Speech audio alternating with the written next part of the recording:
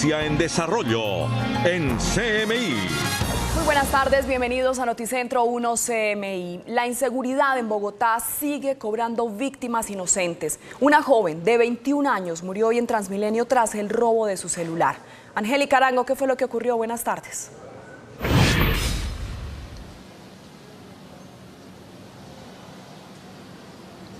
Luisa y televidentes, muy buenas tardes. Nos encontramos en inmediaciones de la clínica Al Country, pues en horas de la madrugada falleció una joven de tan solo 21 años. Esta joven iba en un articulado de Transmilenio sobre las 3 de la tarde cuando un delincuente le hurtó su celular, despresurizó las puertas y se lanzó de este vehículo en movimiento. La joven trató de seguirlo, pero desafortunadamente se enredó y se golpeó la cabeza fuertemente. Las autoridades la trasladaron hasta este punto en donde falleció. Hoy, la vida de una joven de 21 años fue arrebatada a manos de la delincuencia de Bogotá. A Paula Valentina Torres, un delincuente le quitó su celular en un articulado de Transmilenio, abrió las puertas despresurizándolas y se lanzó del vehículo en movimiento. Esta joven intenta perseguirlo con la desafortunada suerte que cae mal, se golpea la cabeza y en horas de la madrugada fallece. Su familia hoy le pide a las autoridades respuestas frente a este terrible hecho. Desafortunadamente cayó cabeza. Fue mortal prácticamente la caída. Acá los médicos intentaron, estaba en cirugía, pero no pudieron hacer nada. Nos dieron espacio para despedirnos de nuestra sobrina y eso pasó. Paula era estudiante de la Universidad del Rosario, una joven aplicada que iba a presentar su primer novio el próximo sábado. Tenía la invitación el sábado, su primer novio, de 21 años. Niña súper linda, que siempre estuvo entregada a su estudio al 100, pero debió darse una oportunidad, darle la oportunidad a un muchacho también. Y este sábado tenía su almuerzo de presentación de novio. Y desafortunadamente no se pudo. La familia reprocha la falta de seguridad que se presenta en la ciudad. ¿Dónde está toda la gente que dice cuidar nuestra ciudad? No la vemos, por ningún lado la vemos. Y que esto le pasa a una niña tan solo 21 años cuando tiene toda la vida por delante no es justo. En otras noticias se siguen presentando los casos de abuso sexual aquí en la capital del país. En las últimas horas la Policía Metropolitana logró la captura de Jonathan Hernández, el vocalista y cofundador de la banda de rock Electric Mistakes, quien estaría vinculado por lo menos a 5 delitos de abuso sexual a mujeres entre los 20 y los 25 años. Grave aumento de casos de abuso sexual en la capital del país. En los últimos días se capturó a Jonathan Hernández, vocalista y cofundador de la banda de rock Electric Mistakes, quien sería responsable del abuso sexual de 5 mujeres en la capital del país. Se trataba de un vocalista de una banda de rock en la ciudad de Bogotá. Ya tenía dentro de su prontuario más de 5 víctimas entre los 20 y los 30 años. Se ganaba la confianza de estas mujeres utilizando medicamentos controlados, también a través de dejarlas en estados de indefensión. Delinquía en la zona norte de Bogotá, especialmente en la localidad de Usaquén. Ya se legalizó la captura de este sujeto, quien tendrá que responder por los delitos de acceso carnal violento y acoso sexual agravado. Estas 14 capturas relevantes hacen parte de 800 imputaciones que la Fiscalía ha realizado en lo corrido del 2023 por delitos sexuales y hacen parte de 80 órdenes de captura que hemos podido obtener de la Judicatura y que estamos a espera de materializarlas. El hombre se hacía pasar por una persona con esquizofrenia y discapacidad cognitiva para engañar a sus víctimas. De cada 4 mujeres que son víctimas de abuso sexual, 3 son menores de 20 años. Y de cada 10 que son víctimas de violencia intrafamiliar, personas en general, 7 son mujeres. Los niños, niñas y adolescentes son quienes más se ven afectados por este delito en la capital del país. La Fiscalía General en lo que va corrido el año lleva 3.416 casos, de los cuales el 41%, que significan 1.404 víctimas, hemos vinculado a la persona responsable de estos delitos al hecho y se encuentran judicializados. En otras noticias, la inseguridad sigue disparada en la capital del país, tal y como lo hemos informado en los últimos días aquí en Noticentro 1 CMI. Pues a la fecha ya se han presentado 610 homicidios en la capital. Sigue en aumento la cifra de homicidios en la capital, la mayoría relacionados por sicariato, venganzas personales y rencillas entre bandas criminales. Llevamos 610 homicidios a la fecha, tenemos un aumento del 9%. En este mes se ha presentado una disminución frente a este delito en comparación al 2022. Ya llevamos en el presente mes, tenemos 15 casos menos comparados con el mes del año anterior. Las localidades en donde se ha focalizado este delito son Ciudad Bolívar, Kennedy y Bosa. Desde el norte de Bogotá me despido. Angélica María Arango, Noticentro 1, CMI. Angélica, muchas gracias. Grado 3 de alcoholemia arrojaron las pruebas realizadas al conductor que causó el aparatoso accidente que dejó 2 personas gravemente heridas en la vía Bogotá-Medellín. Hernán Muñoz, buenas tardes. ¿Qué va a pasar con esta persona? Luisa, ¿qué tal? Buenas tardes para usted y para todos los televidentes. Deberá comparecer ante las autoridades porque no solo estaba borracho, tampoco tenía licencia de conducción. Así fue el impactante accidente en la autopista Medellín-Bogotá en Marinilla, Antioquia. El conductor, que al parecer maneja con exceso de velocidad, se salió del carril y arrolló a 3 peatones que estaban esperando el transporte público. De inmediato los habitantes de la zona corren y auxilian a las víctimas. Las autoridades revelaron que el hombre que causó la emergencia reportó grado 3 de alcoholemia. Una vez el personal operativo del municipio de Marinilla se acerca al lugar de los hechos, se encuentran efectivamente al conductor, donde aparentemente se encontraba en estado de embriaguez. Este fue desplazado al hospital del municipio de Marinilla para practicarle la prueba pericial de alcoholemia, donde se encontró que se estaba embriagado en grado 3 de alcoholemia. Según el reporte, 2 de las 3 personas atropelladas sufrieron heridas graves y a esta hora son atendidas en un hospital del municipio de Marinilla. Al parecer, el conductor responsable tampoco tenía licencia de conducción.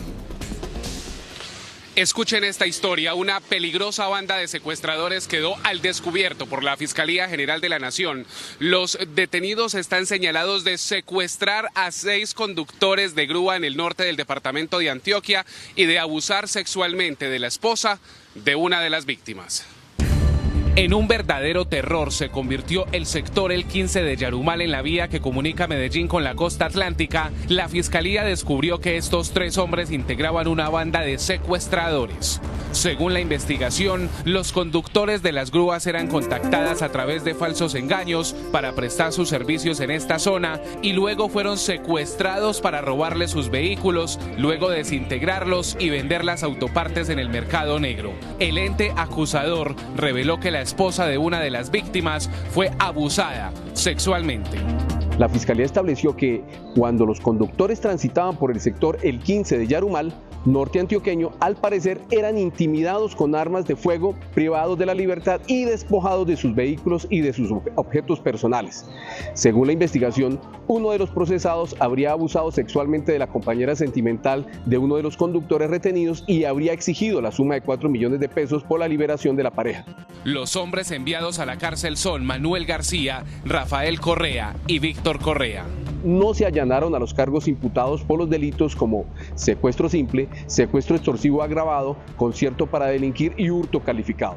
La Fiscalía investiga si otros conductores padecieron el mismo calvario en manos de este grupo delincuencial.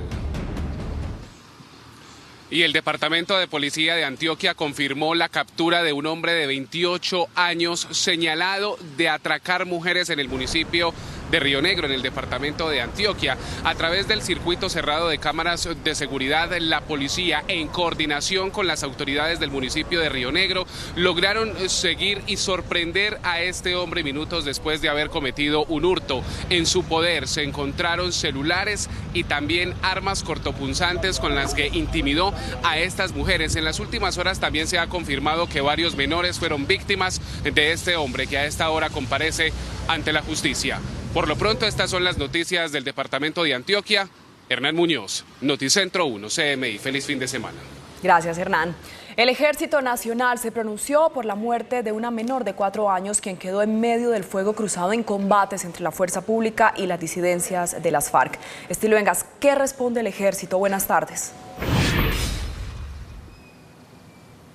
Así es, Luisa y televidentes, feliz tarde. Rechazo nacional ha causado la muerte de una menor de tan solo 4 años de edad, quien quedó en medio del fuego cruzado entre unos enfrentamientos entre el Ejército Nacional y las disidencias de las FARC. Esto en zona rural de La Plata, en el departamento del Huila. Pues Noticentro 1 CMI habló con el comandante de la 5ª División del Ejército, el general David Leonardo Gómez Pulido, quien explicó lo sucedido. El grupo autodenominado Columna Móvil de Dagoberto Ramos, que siempre ha tenido como propósito y como característica principal el desprecio por la vida y la afectación a la población civil. La tropa entra en combate con una estructura antes mencionada. En la misma, la tropa es atacada desde otro sector y producto de ese ataque, infortunadamente, fallece una menor de edad. Estas son las imágenes del momento exacto en el que se presentó este enfrentamiento armado. Llevamos aproximadamente una media hora de combate, nos están atacando con arma de alto calibre, al parecer AK-47 y fusiles. Mientras las disidencias de las FARC, específicamente la estructura de Dagoberto Ramos, culpa al ejército de la muerte de la menor de 4 años, el ejército culpa a las disidencias. Dice que ese grupo armado está constriñendo a toda la población en el Huila. Circulan audios donde abiertamente hay constreñimiento a los presidentes de la Junta de Acción Comunal, y esto hace parte precisamente de la conducta recurrente de esta organización de afectar los derechos y libertades de la población. En otras noticias, ofensiva de la DIJÍN e Interpol contra los grupos armados que en este momento están asesinando líderes sociales. Se conoció una importante captura de las últimas horas, esto en el departamento de Nariño. Allí fue capturado alias El Condu, quien sería hermano de un gobernador de una guardia indígena, quien se habría prestado para asesinar a uno de sus compañeros. Una vez tuvimos conocimiento de la muerte del taita Marcos López, inicia ese proceso de investigación en coordinación con Fiscalía General de la Nación. Se logra la captura en el mes de mayo de 3 personas que estarían involucradas y relacionadas con el homicidio del taita Marcos López, y finalmente ahora en el mes de julio capturamos a alias El Condu, quien es una persona que efectivamente transportaba al taita el día en que se presentó el homicidio. Varios meses de investigación por parte de los agentes encubiertos de la DIJÍN. En las imágenes ustedes pueden observar los vehículos de alta gama que eran usados por este grupo armado, que también, según las autoridades, estaría siendo financiado por el ELN. En ese proceso investigativo se estableció que estas 3 personas inicialmente capturadas harían parte de una célula urbana del ELN allí en el departamento de Nariño y habrían coordinado con Víctor Garrido, que es alias El Condu, para que facilitara mediante ese transporte el homicidio del taita Marcos López.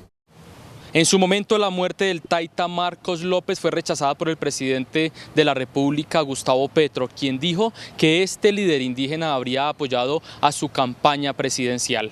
También les contamos otra importante noticia y tiene que ver con un evento que se desarrolló en Bogotá por parte de la Unión Europea, la ONU y diferentes alcaldes, quienes expresaron preocupación por la situación migratoria, pero dicen que en este momento ya lo ven como algo que serviría para el desarrollo de las ciudades.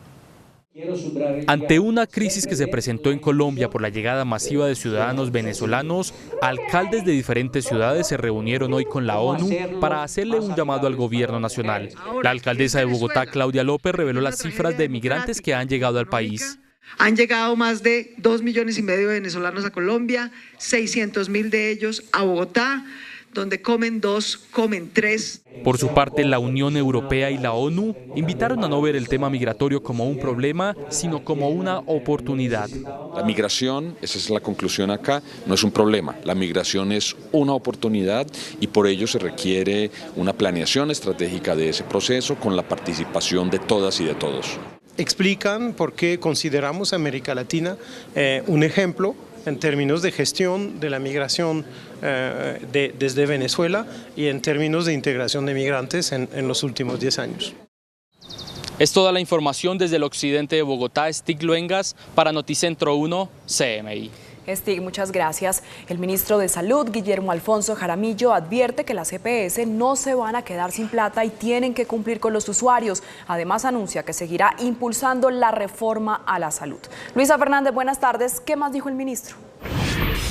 Hola Luisa, recordemos que esta es una denuncia que realizó días atrás el gremio de las EPS, asegurando que se iban a quedar sin los suficientes recursos para finalizar la atención de este año 2023.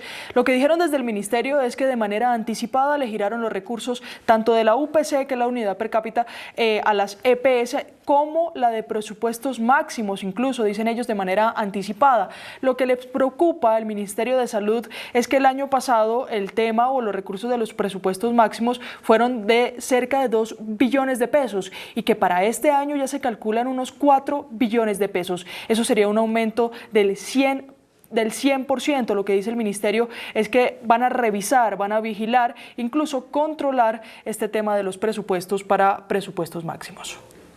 Mirar muy detenidamente, seguramente algunos productos que se están pagando por presupuestos máximos tendrán que pasar para que se paguen por la UPC y otros tendrán que restringirse si vemos que tanto precios como el número de productos pues no concuerdan de acuerdo a lo que en un momento dado se estén presentando. Correctivos y vigilancia es lo que anuncia desde el Ministerio de Salud debido a este aumento exponencial y desmesurado, así lo calificaron desde el Ministerio. Entre tanto, hay otras noticias y es el tema de medicamentos. Varios meses lleva Colombia con un desabastecimiento de algunos medicamentos. El ministro de Salud, Guillermo Jaramillo, aseguró que son 30 medicamentos los que están escasos en el país. Algunos son antibióticos, otros son anticonceptivos, incluso algunos para tratamiento hormonal. Esto fue lo que dijo el ministro respecto a esa escasez, que asegura no es de medicamentos esenciales, pero que sí hay que tener cuidado. No son productos que sean supremamente esenciales. Además, si llegara a faltar algún producto que por alguna razón no está llegando al país, entraríamos a comprarlo directamente, y especialmente si es para enfermedades raras o si es para enfermedades crónicas o que verdaderamente ameritemos porque sea de interés público. Otro tema que trató el ministro de Salud, Guillermo Alfonso Jaramillo, es la reforma a la salud, que recordemos está en segundo debate en la plenaria de Cámara de Representantes y que no se ha reanudado esa discusión, espera que se haga en los próximos días. Entre tanto, le contó a los medios de comunicación que son 5 puntos todavía, incluso durante meses de conversación en los que todavía no se ponen de acuerdo con los sectores políticos, incluso con algunos actores del sistema de salud. Entre los 5 puntos está, por supuesto, el tema de las EPS y también cómo se va a manejar o cómo se van a manejar las redes integradas e integrales de salud, que van a definir, por supuesto, cómo se va a atender a las personas en cuanto al sistema de salud colombiano.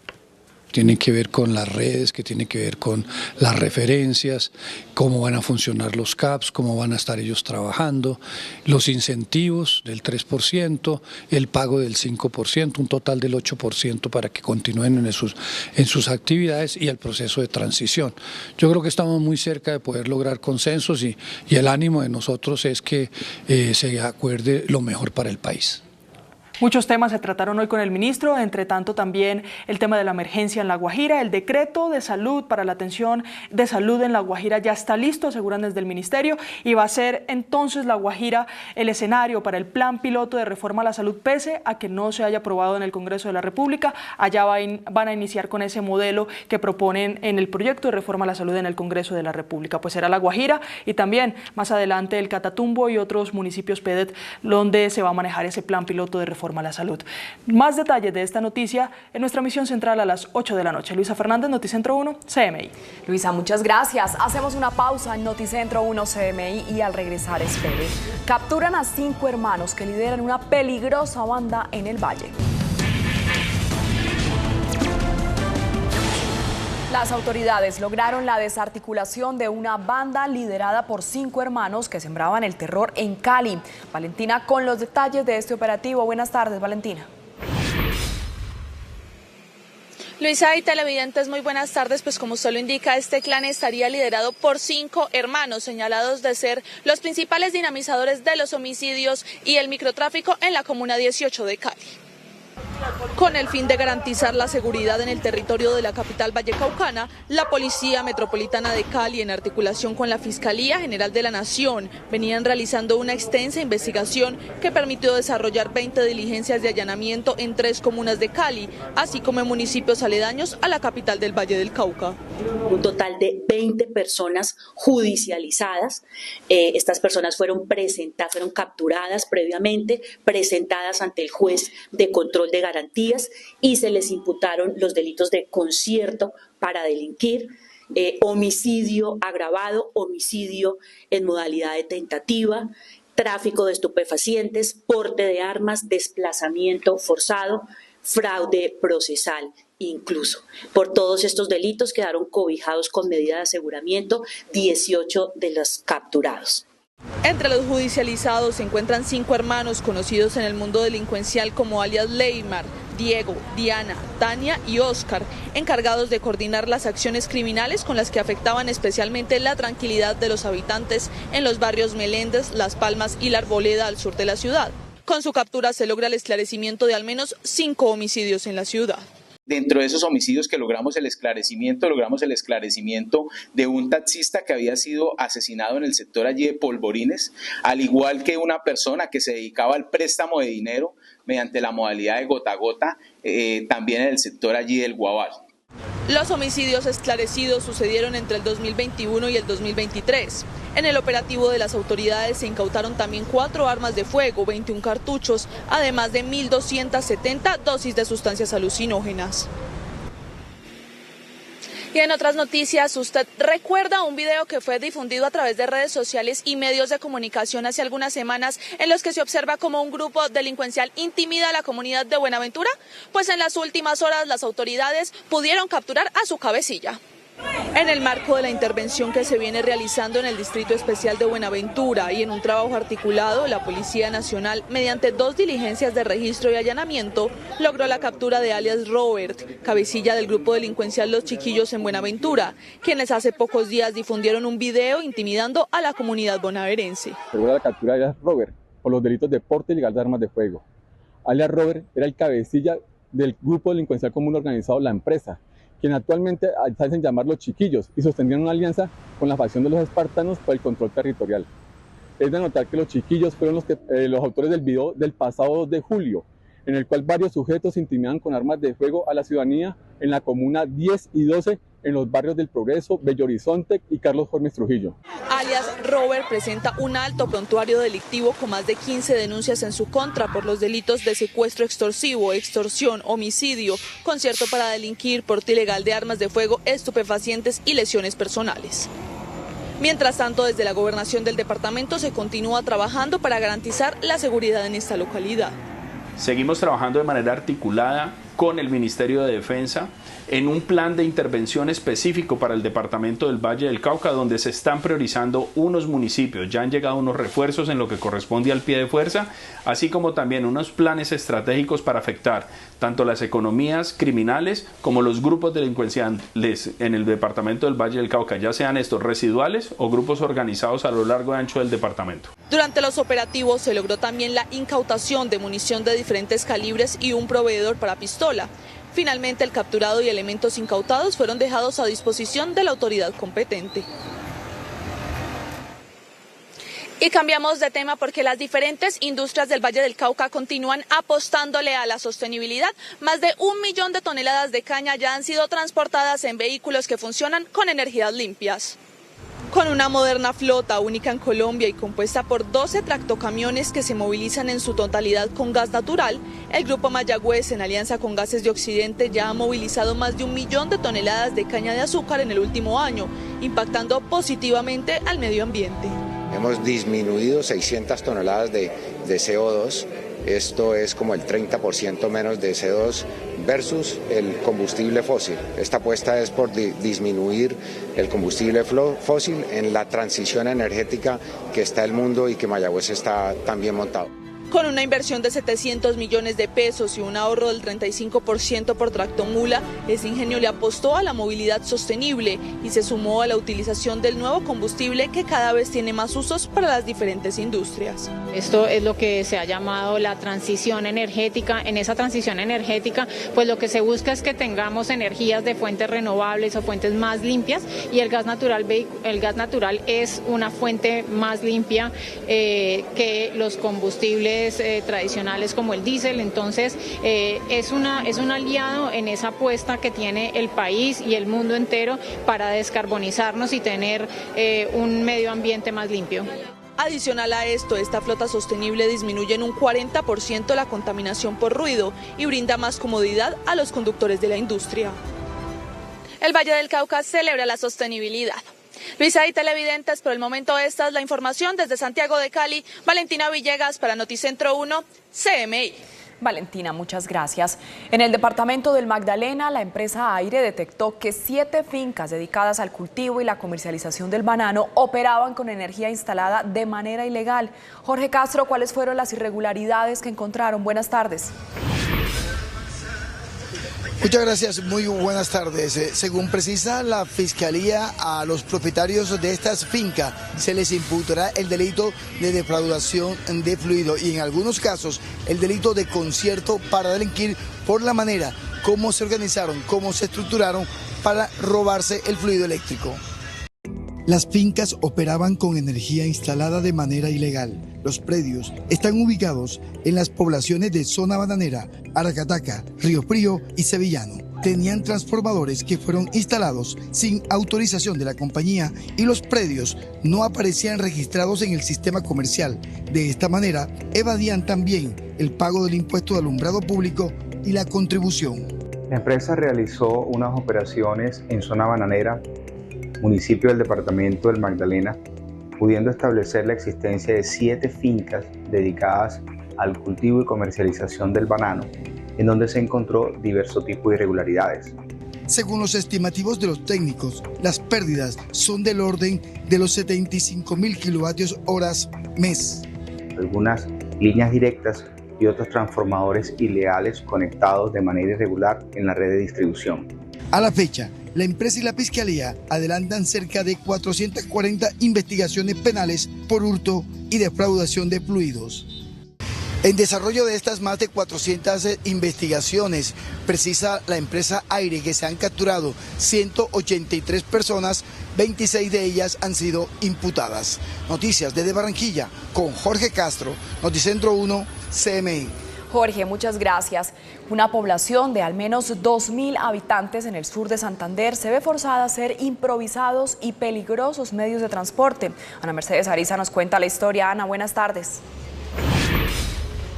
Hola Luisa, televidentes, muy buenas tardes. Pues esta dramática historia comenzó, como usted lo señala, para estas comunidades hace 2 meses, cuando una creciente súbita se llevó el único puente que los comunicaba con el resto del departamento. Desde allí comenzó el calvario de cómo sacar sus productos, sus enfermos y de cómo salir a la civilización. Así es como nuestros campesinos tienen que transportarse para poder sacar sus productos y pasar sus vehículos.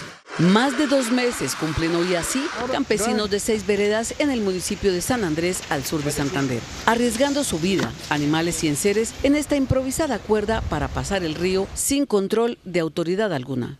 El invierno los dejó sin puentes y las autoridades sin soluciones, pues ni el presidente Petro les cumplió con la visita al departamento. Que a veces se quedan mera cháchara y ya listo.